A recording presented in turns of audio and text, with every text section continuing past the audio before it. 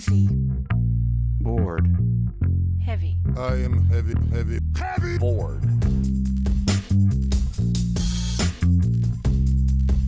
I may say that the male is entirely hostile. No!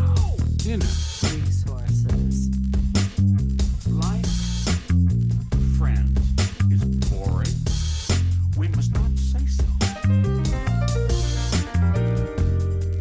This is Andrew Wittstadt, and you are listening to Heavy Bored. And we're recording this on September 8th, 2023. Louise Glück's Pulitzer Prize winning collection of poems is the topic of today's episode. And I must admit, I haven't read all of her work. Only a few books and scattered poems here and there. But this book was on the list for many reasons, some just because of its reputation.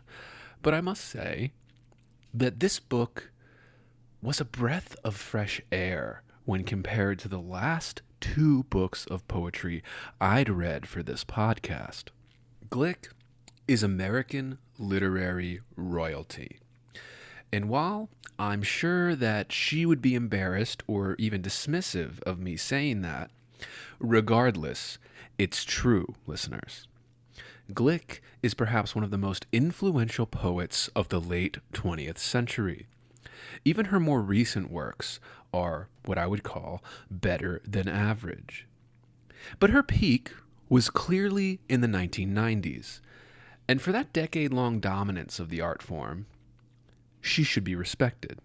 In fact, she should be held up as one of the American greats.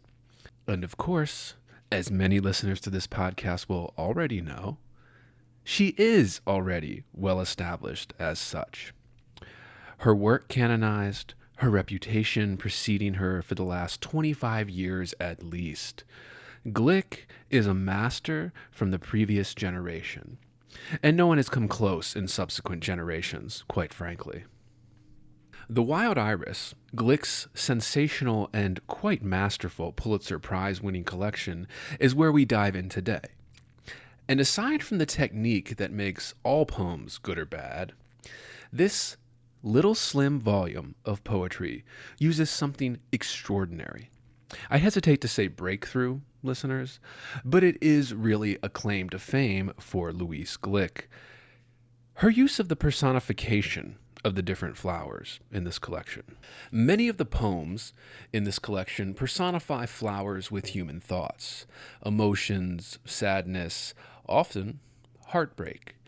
In fact, heartbreak seems to be a common theme in this book, from the human or even not quite human perspective. But Glück uses these talking flowers to the poem's advantage, creating a fantasy garden in which the reader is meant to wander, dwell, be directed. And there is actually some reference to this type of craft technique later on in the book, in poems such as The White Lilies and Retreating Light, two later poems that indicate an ending in this collection, but also tell the reader in a rather artful and inventive way that this is a fantasy, but also real, human, but flowers. And these types of poems give us the subtle sexuality that runs through this collection. And before you get mad at me, listeners, I mean very subtle, not revealed until one of the last poems in the book. But these types of poems also bring in the aspect of writing itself into the collection. So this book works on many different levels. And yes, many will argue with me that writing is always a part of the equation when talking about literature and specifically creating literature. But that's an oversimplification. Implying the method is all the meaning that is needed. It's a cop-out, and Glück is no slouch. The writing is purposefully mentioned in the last several poems of the collection for this particular reason, to let the reader know the fantasy of the garden, marriage, bonding between things growing in a similar place, flowers, give and take, of her own mind even, a fabrication that feels real. It seems the speaker of the last couple of poems wants the reader to know it, see it, realize it, and be appreciative in a way. And while that could be somewhat annoying if done in the wrong way or laid on too thick, as we always talk about on this podcast, listeners, balance and proportion are gifts to the craft. And Glück knows this, uses it, balances it out perfectly. And of course, you don't have to take my word for it. This is a Pulitzer Prize winning collection of poems. And as many listeners will insist, no, that isn't the tell-all, end-all of measuring good work. Just listen back to my take on Gary Snyder's Pulitzer Prize winning collection in episode 39, listeners, to hear how little regard a prize like that weighs on my judgment. I judge what's on the page, nothing else. I don't care what anyone else said, what reputation the book has or doesn't have, the legacy and romanticizing of the artist itself. I base all my judgments on the book in front of me. And this one, The Wild Iris, is close to a masterpiece, listeners. And I'm glad it was written at a time when masterpieces were actually recognized as such by the prize committees. Can't say as much now, although Diane Seuss winning one of the big ones last year gave me a little hope that all isn't lost. That some people out there do care about poetry still, and not just because of its proximity to flavor of the week social media causes.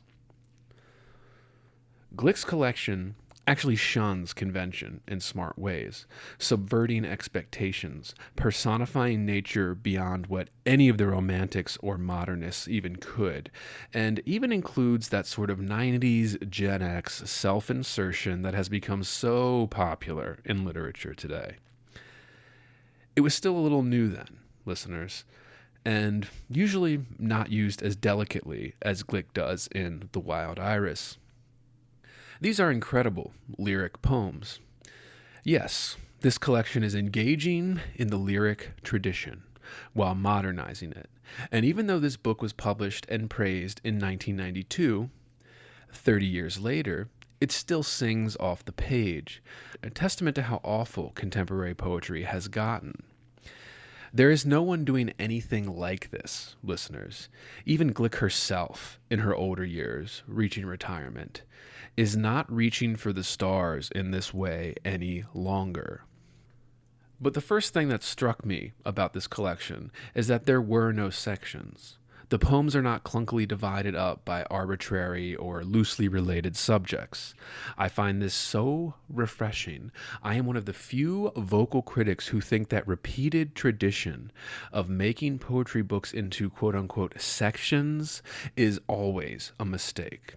I maintain most poets do this out of reflexiveness and not because the book or collection calls for it. Therefore, I view it as more of a weakness, repeating what they had previously seen. Whereas Glück says the hell with that in The Wild Iris. There are no sections. The 60-odd pages of poetry just move from one verse to the next. No stopping, no arbitrary little symbols to demarcate a change in tone or subject that often isn't much of a change at all in most books, most poetry collections. Most poetry collections clearly have no need to section off little clumps of poems, but it seems everyone does it for tradition's sake and little else. This is a long way of saying, I'm glad Glück doesn't do that and instead goes straight to it, one poem into another. Read them in one sitting, as the book is intended to be read. But I was struck by the very first poem, the title poem, The Wild Iris, just how well structured it is, especially compared to my most recent venture into Charles Simich's later work from 2017, where he seems to be running on empty and may just be publishing out of habit.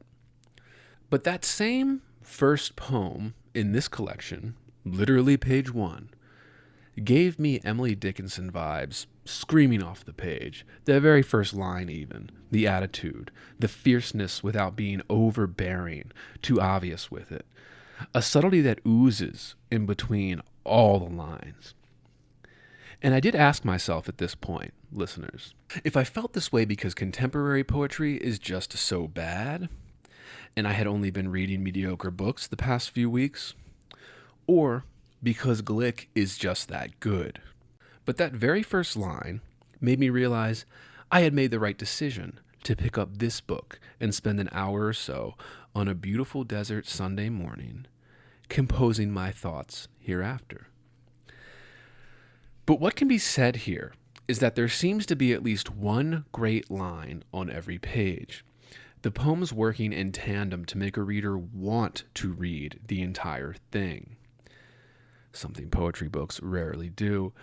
And it does fizzle out a little at the end, coming dangerously close to falling off the rails when the inward direction is taken, and it appears Glück is addressing the reader directly from her own perspective.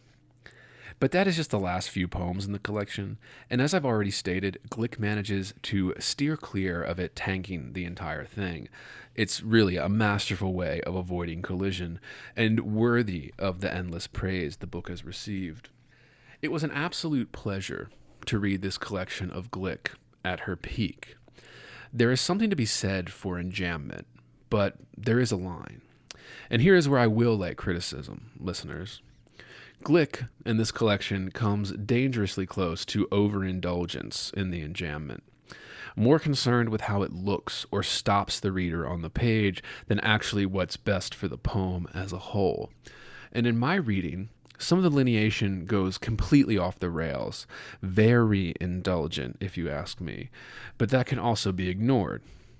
But a poem like Jacob's Ladder really glared at me, with the last several lines especially being so broken up and enjambed that it loses the plot, the energy.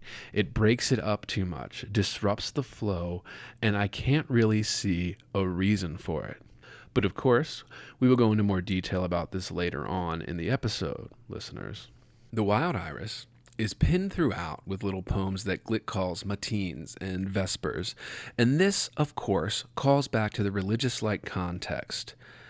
But Glück successfully uses them to broaden that context out in the collection. These little prayers or morning rituals that appear over and over again in the collection, several called matins, but no numbers, no other titles. Very Dickinson, really, when one thinks about it. But Glück clearly knows what she's doing with these little insertions, breaking up the book so it isn't just personified flowers on every page, but something more interesting, broadening it outward, extending it toward the human being. And in these little prayers or morning rituals, Glück illustrates in the collection, the book takes on a deeper meaning. In fact, I encourage readers to notice that many of the relationships and more sexual men and women references are contained within these poems, within these matins and vespers. The actual reference to humans gardening, bringing forth life, those things meant to symbolize beyond just the literal growing of flowers in a garden bed, but refer to life, sex, child rearing, relationships, etc. This is a brilliant technique that, I'm sad to say, I see little utilized in contemporary writing. And it manages to anchor the book in a strange way. To let it go off in wild directions, try new and exciting things, make it not total fantasy of talking flowers, but real. And having the human emotions and events side by side with the personification causes the emotive responses to resonate with the reader instead of being overly abstract. Glück shows how to do this like a true master. And as I already said, listeners, she is Heavy. Bored. Okay, welcome to another episode of Heavy Board. My name is Andrew Wittstadt, and today we're going over Louise Glück's The Wild Iris. Housekeeping before we begin. Okay, this is a podcast Patreon.com/heavyboard. You can get full access to this podcast and not just little snippets and partial episodes that I put up on the free feed. You get full access and you get a little bit more participation when you sign up for that. So go to patreon.com/heavyboard, become a member of this podcast, get exclusive content, exclusive episodes that I'm working on for you guys. I have a lot of guests coming up. Well, I'm still going to do some of these solo episodes, but the guests coming up is going to be great. If you can't afford that, don't want to do that, you can still support us in a couple free ways. You can leave us a 5-star review on Apple, Spotify, wherever you get your podcasts. You can also check out, subscribe, like, share our YouTube channels. We are at Heavyboard on YouTube and then at Heavyboard Clips for clips if you don't have time to watch the full episodes. And as always, everything we cover will be linked in the description of this podcast. You can go down there and click and find everything we're talking about. And more importantly, if you want to contact us at heavyboardpodcast@gmail.com. I will get it. I will receive it there. As well as workshop horror stories. Now, the Jerk Shop has been started. Some of you probably know this. You've seen it. I'd like to do more of that more regularly if I could as well. It always depends on the guest timing. Not everybody, it takes a while to record those. I like to make it easier on the guests, record them at the same time. So we only have to do, one longer, video call session. But, not everybody has that kind of time on their hands. So I am trying to make it a little bit more regular. But one thing that will make it more regular is if you like that and you want to participate, you have a story to share with us, a workshop story, some type of writing story that's horrific and you want to share, send that into heavyboardpodcast@gmail.com, where we will read it on the air and commiserate with you, let you know that you are not alone at all. But all right, let's get some coffee and let's get into this book.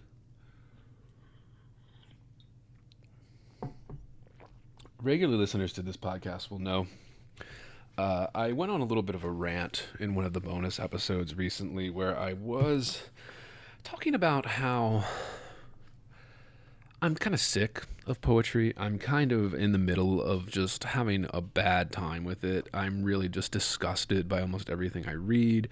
I'm disgusted by the lack of curiosity. I'm disgusted by the lack of serious engagement. I'm disgusted by the lack of scholarship. I'm disgusted by the political fodder that is being disguised as a scholarship or criticism. It is just politics all through the ass. I'm sick of it. I'm sick of looking at these shitty journals with these shitty poems that are decided by supposedly great editors who have zero taste. I'm just so disgusted by it. I'm disgusted by it. So maybe for the next couple weeks here or months, as I try to get, it's harder to get poetry guests than it is to get fiction guests, all right? People that want to do serious poetry talk with me. But, so if I'm doing older poems over the next couple months or older, dead writers or books that had come out only, 30, 40 years ago, like The Wild Iris, that's why, listeners. It's because I'm just growing so fucking sick of what I'm seeing that it's just hard for me to even care. Really hard to care. Like I don't want to be shitting on everybody, but I mean, Ada Lamone's latest collection was such garbage. Like, all of these people that are being given all these prizes, like, they're just being held up as the grades. Like, I'm just, oh my God, this is so lame. Like, this is so boring, saying nothing that hasn't been said 1,000 times before over the last 1,000 years. And I just am so bored with it, so disgusted at how mediocre it is that I just, oh my God, it's terrible. Okay, but let's get into this book. So Wild Iris, as I said, it was originally published in 1992, and I believe that is the same year it won the Pulitzer. Blah, blah, blah, blah, blah, blah. Okay, HarperCollins, blah, blah, blah, published it, and that's the version I have. The good thing about poetry books is that there usually aren't a whole bunch of editions, right? Yeah, so I do have a similar thing. And this is a longer book of poetry. Like, there's about 60 poems in this, and there's about 60 pages, like 63 pages in total. So I like that. I think that's good. Okay, there's actually quite a few dedications on the front page here. A lot of people's names who I have no idea who they are. But, you know, you can dedicate your book to whoever the fuck you want when you're writing a book, right? And the thing I already mentioned in the monologue that I really found intriguing right away when I picked this up was there aren't sections in this collection. There aren't sections that give a crutch to a lot of mediocre books of poetry, and I think that's brilliant. I hate sections in poetry books. I think they, unless they're so obvious and really help ground the book and, you know, separate the different themes, maybe, like, they have to have a purpose, basically, is what I'm saying. If you're going to put sections in your poetry book and you are going to sit there and then claim that it's necessary, well, they better fucking be necessary, okay? I just don't want to hear that. All right, and then we have The Wild Iris. The very first poem on this is the title poem. And the very first line is, I'm not going to read the whole thing, but at the end of my suffering, there was a door. That's the very first line. And I know I had just done Dickinson a few months ago, but I just couldn't get over how Dickinson that very first line was. At the end of my suffering, there was a door. Just this kind of very first line, just being, oh, this is Dickinson inspired. Very much so. Very much so. And I love it. Hear me out. That which you call death, I remember. Overhead, noises, branches of the pine shifting, then nothing. The weak sun flickered over the dry surface. And I will say about this here, you guys can hear me read it, the lineation is so good. There are a few parts where it hiccups, that's to be expected, but I don't know if it's because most poetry is so bad at lineation that I am just loving seeing Glück have this kind of lineation in her work. I'm just absolutely loving it. I think it's fantastic. I just wish that more poets would do that. I wish more serious writers would consider that when you break a line on the end of a page here, it better fucking have a reason for it. You better be breaking that line for a reason. If you don't know why you broke it, if it's arbitrary, if it's, no, I was just smashing it into poetry form, then you don't know why you broke the line, and it's bad fucking lineation. All right, I don't mean to get upset about this. I just want everybody to know, okay? I'm sick of seeing it. I'm sick of it. And then right after that first title poem, which is fantastic, we have the two matines, which I mentioned in the monologue too. And I'm going to talk about the second one on page 3 here. These are incredible lyric poems. Almost, like I said, in the monologue, right, a great line on every page. And after reading this in the aftermath of Charles Simich's if you're hearing this, it's because you are listening to the free public feed of Heavy Board. To get complete, uncensored, uninterrupted, full access to this podcast, become a subscriber at patreon.com/heavyboard. That's right, Heavy Board is made possible by subscribers like you. For less than 1 cup of coffee per month, you will receive private access to uncensored, full-length episodes, Jerk Shop, heavy bonus content, subscribers-only AMA episodes, bonus extended interviews, and more. Come join the conversation today at patreon.com/heavyboard. So, like, after reading the kind of aftermath of Charles Simich's career, right, his later stuff that he's putting out, it was a real pleasure for me to read this collection by Glück at her peak. This is Glück at her peak, okay, ladies and gentlemen, listeners out there, this is Glück at her peak. Some of the best shit she's ever done. But, yeah, I'll read a little bit of this. Unreachable father. When we were first exiled from heaven, you made a replica, a place in one sense, different from heaven, being designed to teach a lesson, otherwise the same, beauty on either side, beauty without alternative, except we didn't know what was the lesson, left alone. We exhausted each other, years of darkness followed. We took turns, working with the garden, the first tears, filling our eyes as earth, misted with petals, some dark red, some flesh-colored. We never thought of you, whom we were learning to worship. We merely knew it wasn't human nature to love, only what returns love. God. What a great fucking poem. I mean, how can you not say that? We merely knew it wasn't human nature to love, only what returns love. Brilliant. Brilliant. Snowdrops, page 6. I had very little note about this other than that it's fucking excellent. So, well, I'll read it to you here so we can get some good poetry while we have it out here, listeners. Again, I'm desperate for good poetry, so if you know any good poetry that I'm not reading, please send it my way. Send me an email, heavyboardpodcast@gmail.com, etc. Snowdrops. Do you know what I was? How I lived? You know, what despair is, then? Winter should have meaning for you. I did not expect to survive, earth suppressing me. I didn't expect to waken again, to feel in damp earth my body, able to respond again, remembering, after so long how to open again, in the cold light of earliest spring.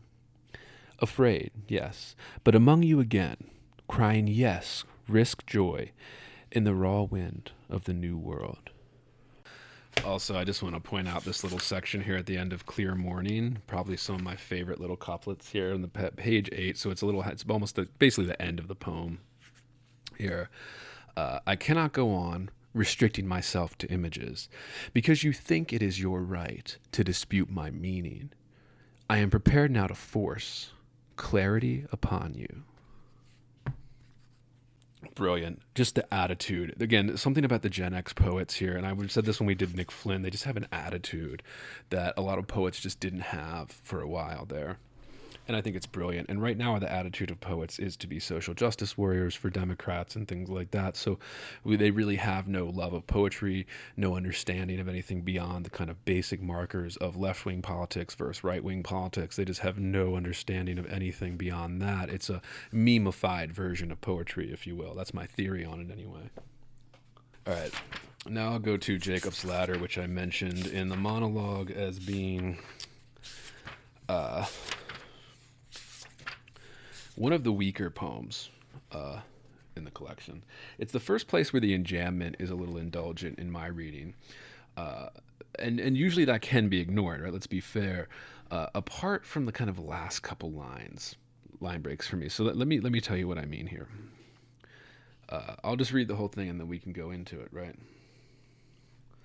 And this kind of goes, the heartbreak is a constant theme in this book and all that. So Jacob's Ladder, the Jacob's Ladder is what it's called. Trapped in the earth. Wouldn't you too want to go to heaven? I live in a lady's garden. Forgive me, lady. Longing has taken my grace. I am not what you wanted, but as men and women seem to desire each other, I too desire knowledge of paradise. And now, your grief. A naked stem, reaching the porch window, and at the end, what?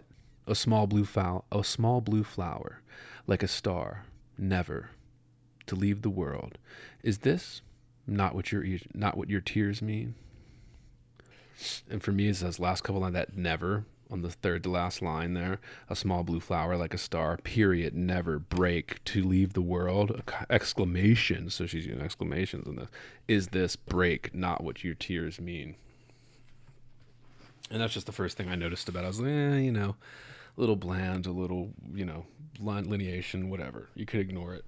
But like I said, I can't. And this is where I did start to pick up on the theme of heartbreak, where I was like, yeah, it's kind of a constant theme in this book is heartbreak, grief, tears, these kind of lyrics on meditation, matins, prayers, vesper, desperation.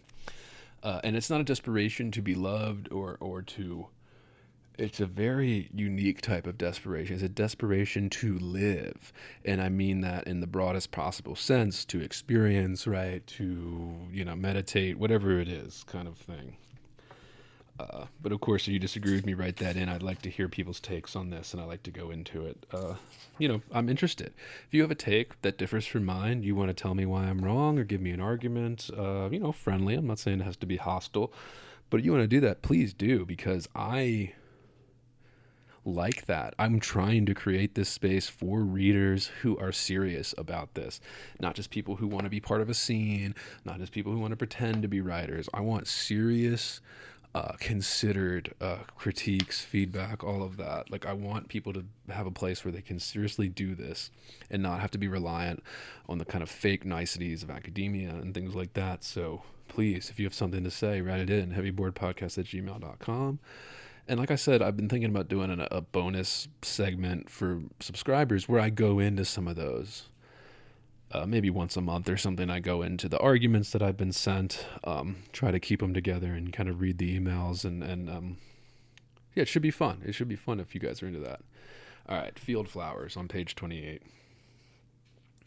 I like it, but the line breaks. Again, it's kind of one of these lyric type poems. It's a little rough on the lines for some of these.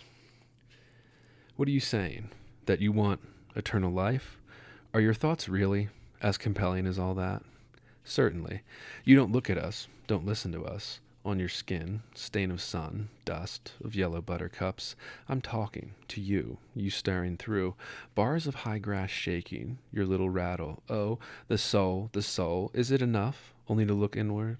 Contempt for humanity is one thing, but why disdain the expansive? Field, your gaze rising. Okay, that is the worst line break. Disdain the expansive, break, field, comma. It doesn't make sense to me. Your gaze rising over the clear heads of the wild buttercups into what? Your poor idea of heaven? Absence of change? Better than earth? How would you know? Who are neither here nor there, standing in our midst.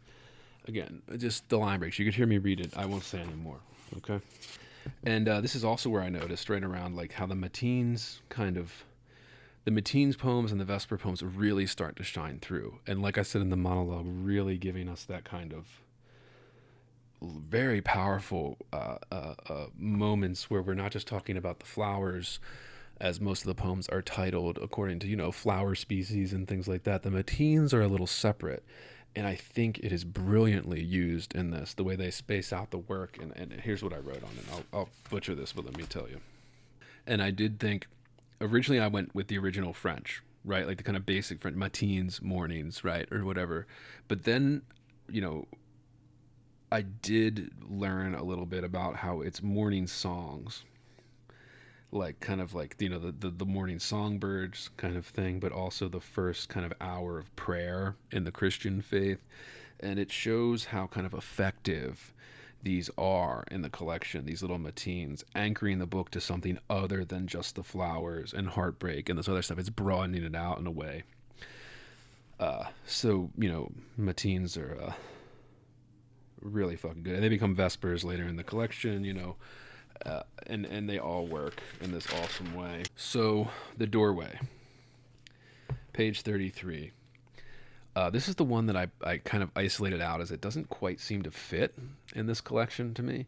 The title alone kind of makes it stand out, and it is good. Like, it's a good poem. Like, I don't want to say it's a bad poem. There's really nothing wrong with this in terms of craft, poetry-wise. I just think it just doesn't quite make sense in the collection. So I'll read a little bit here. I wanted to say, as I was, still as the world is never still, not in midsummer, but the moment before. The first flower forms, the moment, nothing is as yet past. Not midsummer, the intoxicant, but late spring, the grass not yet, high at the edge of the garden, the early tulips beginning to open. Like a child hovering in a doorway, watching the others, the ones who go first, a tense cluster of limbs, alert to the failures of others, the public falterings, with a child's fierce confidence of imminent power, preparing to defeat these weaknesses, to succumb to nothing, the time directly, prior to flowering, the epoch of mastery, before the appearance of the gift, before possession. You can tell me what you think, if you think that fits or not. I think it doesn't really fit, quite frankly. Sorry, let me get a toot on this vape here. I'm jonesing for some nicotine. Almost out of fucking Juul pods, and that's pissing me off here. I'm going to get to my favorite poem in this whole collection here, which I did tweet about a while ago when I was reading this collection and taking notes the first read. So if you follow me on social media at Andrew Wittstadt on Twitter there, you'll see me tweet out things I'm reading. And then I did do that roundup, and I had one, shout out to Eric, he did say he enjoyed the bonus episode of the reading roundup. So maybe I'll do that again next month at the end of September here. And you guys, let me know. Let me know if you like that or not. If you think it's, let me know what you've read too, what you think of these books, etc. But Daisies is my favorite poem in this whole collection, page 39. And I've always loved the kind of flowers aspect to this collection, but the overall tone in this one exceeds all the other poems. The playfulness of the flowers speaking really shines through. The attitude given to the daisy and what it represents, the comparison to the modern machines and natural machines like flowers, just brilliant, absolutely brilliant. Let me read it to you here a few bit. I'll try not to butcher it for you guys. Hopefully I've had enough coffee that my eyes aren't going to be playing tricks on me when I try to read. Daisies. Go ahead. Say what you're thinking. The garden is not the real world. Machines are the real world. Say frankly what any fool could read in your face. It makes sense to avoid us, to resist. Nostalgia. It is not modern enough. The sound the wind makes, stirring a meadow of daisies, the mind cannot shine following it, and the mind wants to shine plainly as machines shine, and not grow deep as, for example, roots. It is very touching, all the same, to see you cautiously approaching the meadow's border in early spring, when no one could possibly be watching you. The longer you stand at the edge, the more nervous you seem. No one wants to hear impressions of the natural world. You will be laughed at again. Scorn will be piled on you.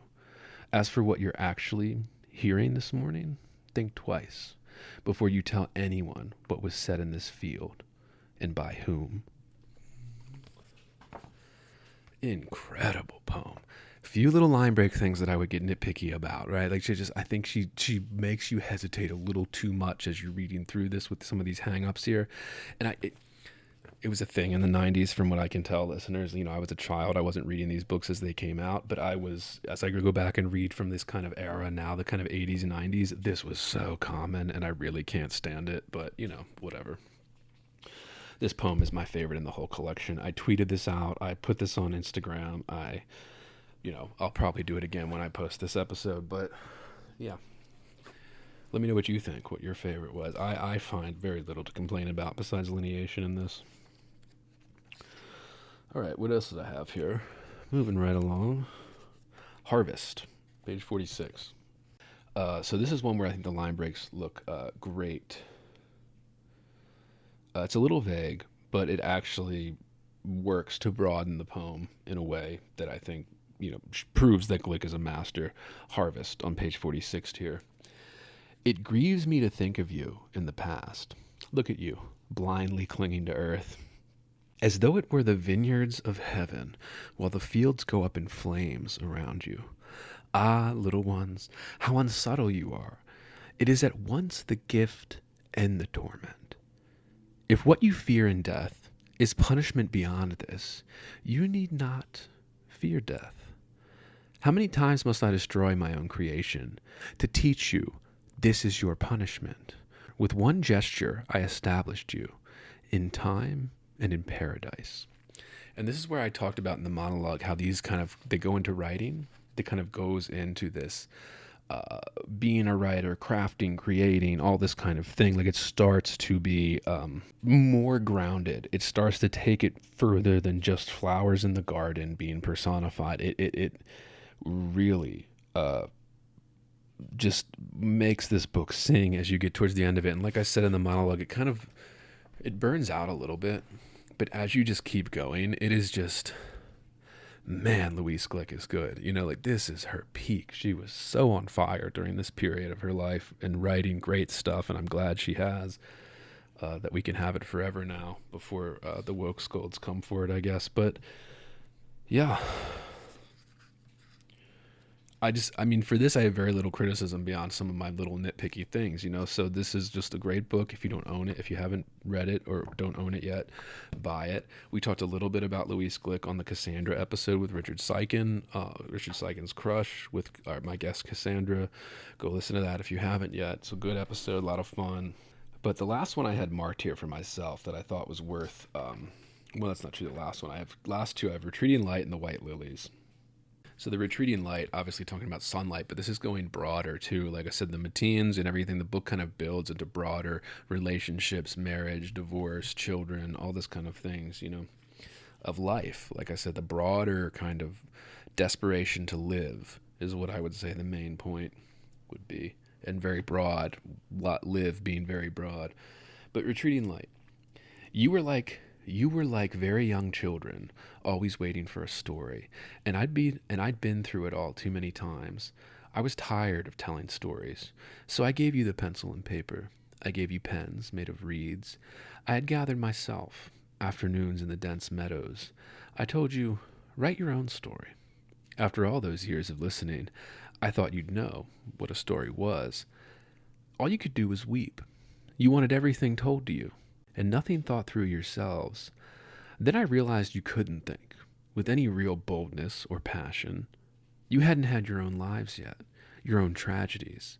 So I gave you lives. I gave you tragedies, because apparently tools alone weren't enough.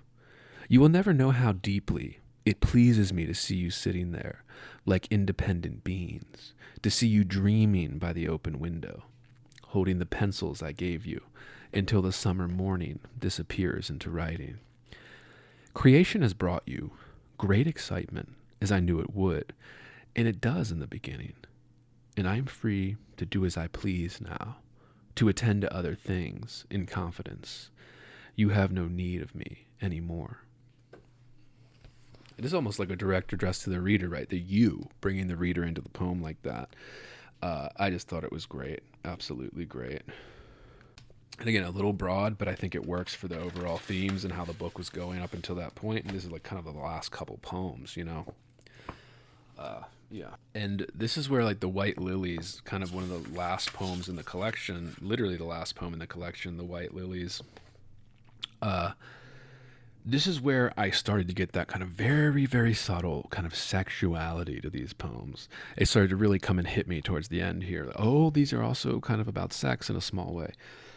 Love making, pollination, buried to be born type thing. Like this kind of, sexual tension, violence to some of it. But I'll read this one and I'll tell you what I mean by that. The White Lilies. As a man and woman make a garden between them like a bed of stars, here they linger in the summer evening, and the evening turns, cold with their terror. It could all end. It is capable of devastation. All can be lost. Through scented air, the narrow columns, uselessly rising beyond. A churning sea of poppies. Hush, beloved. It doesn't matter to me how many summers I live to return. This one summer we have entered eternity. I felt your two hands.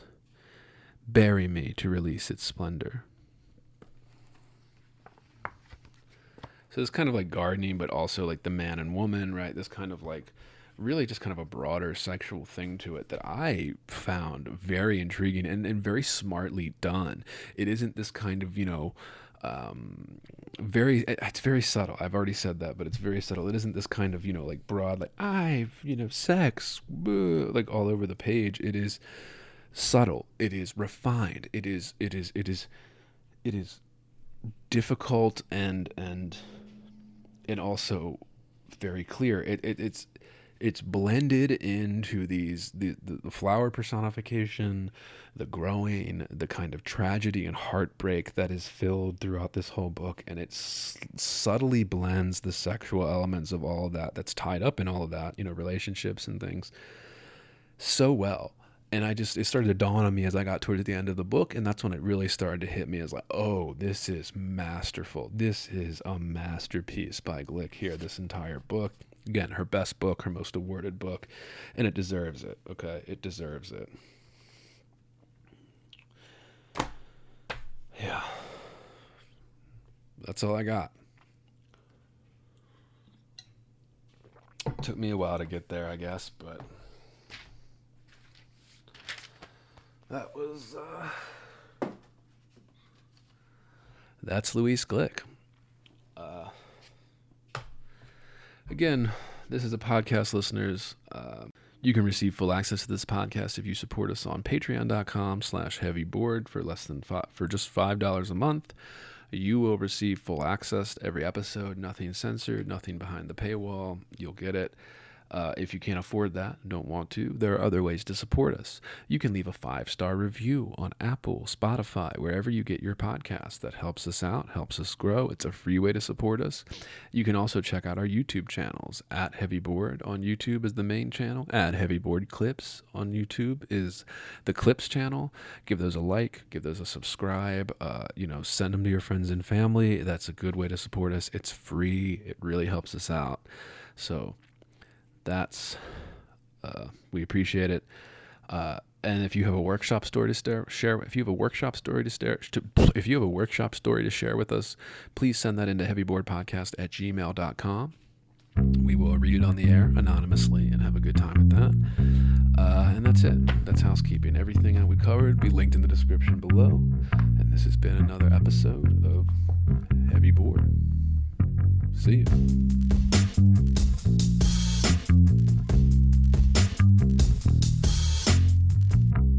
Heavy. Bored. Heavy. I am heavy Bored.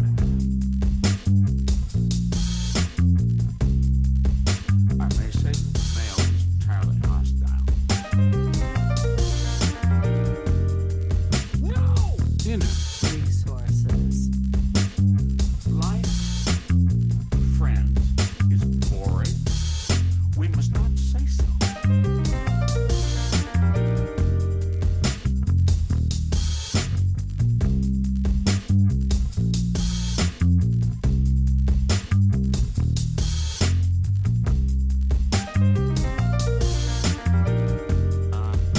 Are you radioactive now?